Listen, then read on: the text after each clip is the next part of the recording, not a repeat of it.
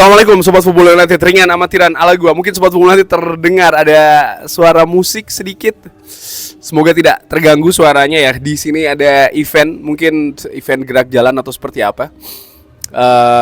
Tapi gue tidak ingin membahas seperti hal itu. Gue tidak ingin membahas hal itu. Gue ingin membahas review preseason Manchester United yang ketiga. Manchester United 2, Atletico Madrid 1. Ya, sama seperti pertandingan preseason lainnya. Oke, menang, tapi bukan itu poinnya menurut gue. Tapi lebih bagaimana proses kemenangan itu, bagaimana permainan Manchester United, polanya, siapa yang diturunkan, siapa yang dimainkan, berapa banyak menit yang diberikan kepada pemain-pemain tersebut. Kalau dilihat, Michael Carrick menurunkan hampir sama ya pemain-pemain dari dua pertandingan preseason sebelumnya. Mungkin perbedaan ada pada Ahmad. Dan jalannya pertandingan sendiri menurut gua menunjukkan adanya peningkatan dari sisi kualitas kalau melihat lawan yang dihadapi, Atletico Madrid. Atletico Madrid sendiri menurut gue juga tampil mengancam ya dengan beberapa peluangnya. Ada beberapa situasi yang menarik menurut gue untuk dibahas di review kali ini. Misalnya bagaimana lini pertahanan Manchester United yang menurut gue yang kebobolan di menit ke-5.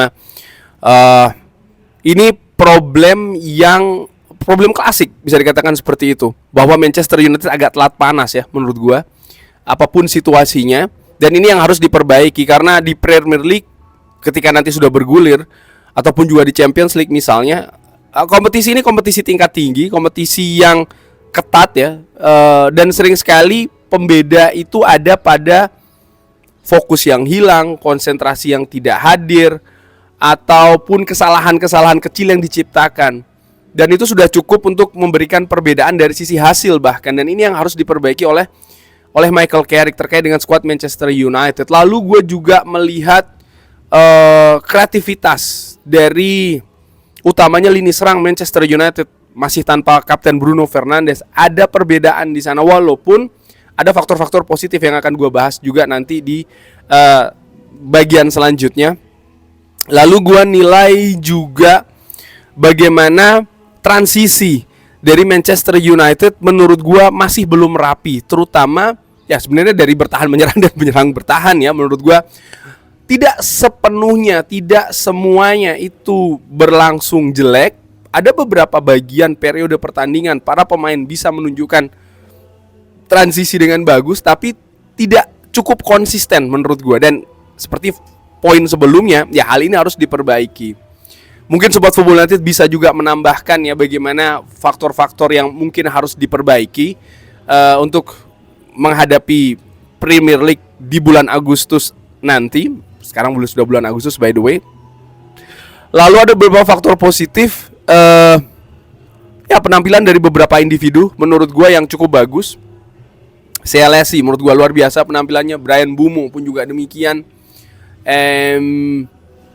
Gue menilai seorang Mason Mount juga semakin bisa ya bermain di posisi pivot menemani Andre Santos.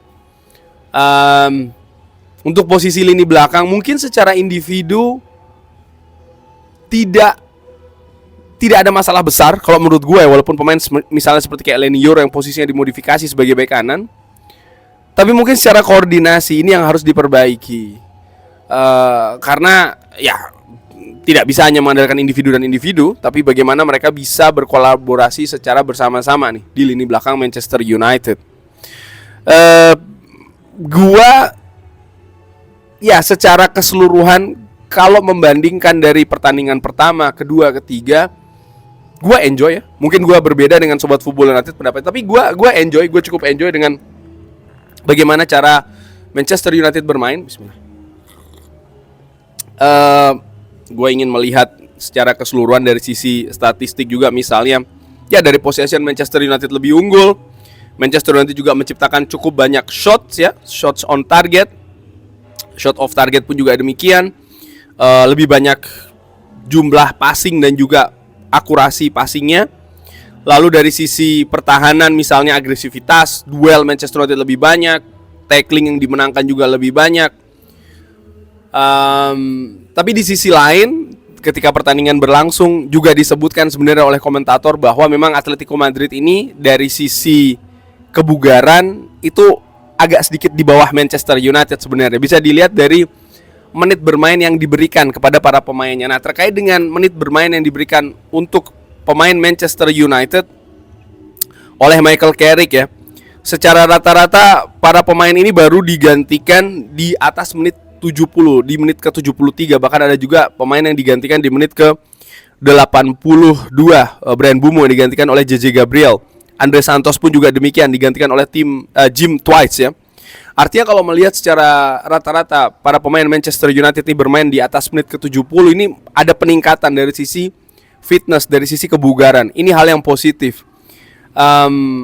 Karena kita lihat dari pertandingan pertama mungkin 45 menit, lalu meningkat 60, lalu 70, dan secara keseluruhan dengan jumlah menit bermain yang lebih banyak, Manchester United sebenarnya tidak mengalami, menurut gue ya, secara ringan amatiran, tadi sudah disinggung juga sebenarnya, penurunan kualitas bermain jika dibandingkan dari pertandingan pertama. Akhirnya artinya apa? Artinya on track nih, on the track. Dan ini membawa gua melihat sesuatu yang positif dalam arti begini.